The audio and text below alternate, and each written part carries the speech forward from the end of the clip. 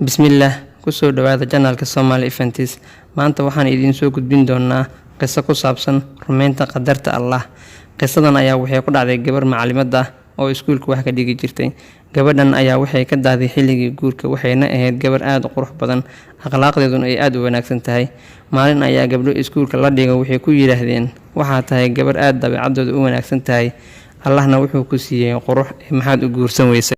Waxay dhahday, waxaa jiri jirtay islaan mar waliba waxay dhali jirtay gabdho, waxayse doonaysay inay dhasho wiil, balse Allah subxaanahu wa tacaala wuxuu doonay mar waliba inay dhasho gabadh.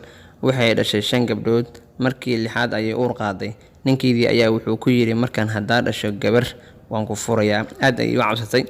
Allah subxaanahu wa tacaala wuxuu doonay inuu mar kale gabar siiyo. Markii ay dhashay gabar ayaa ninkeedii aad u carooday.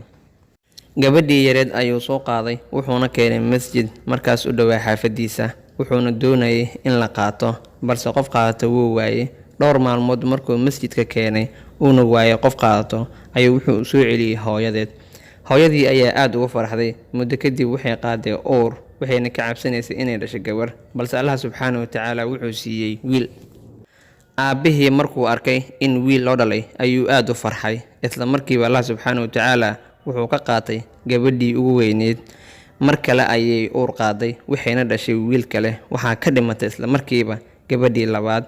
Mar waliba ay wiil dhasho waxaa dhimanaysay gabar, ilaa ay 5 wiil ay ka dhasho, 5tii gabdhoodna ay ka dhintaan. Waxaa soo hartay gabadhii ugu yareed oo aabaheed geyn jiray masjidka hortiisa si ay u qaataan dadka kale. Gabdhihii ayay waxay ku tiri, ma taqaanaan gabadha oo aabaheed doonay inuu ka taqaluso?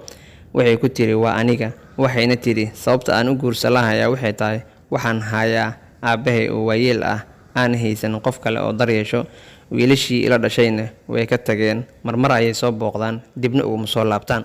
Balse waxay tiri, aabahay mar waliba wuu iska ooyin jiray, wuxuuna ka qoomamayn jiray wuxuu igu sameeyay markii aan yaraa. Qisadan ayaa waxayna tusinaysaa inuu Allah subxaanahu wa tacaala xaggiisa aysan ka jirin wax doorasho ah. Wuxuu Ilaahay ku siiyay ku qanac, kuna shukri. Alxamdulillah. La soco muuqaalka kan xiga. Fadlan haddaad nagu cusub tahay muuqaalkana ka heshay, fadlan subscribe noo saar, videogana like noo saar. Aad iyo aad u mahadsantahay.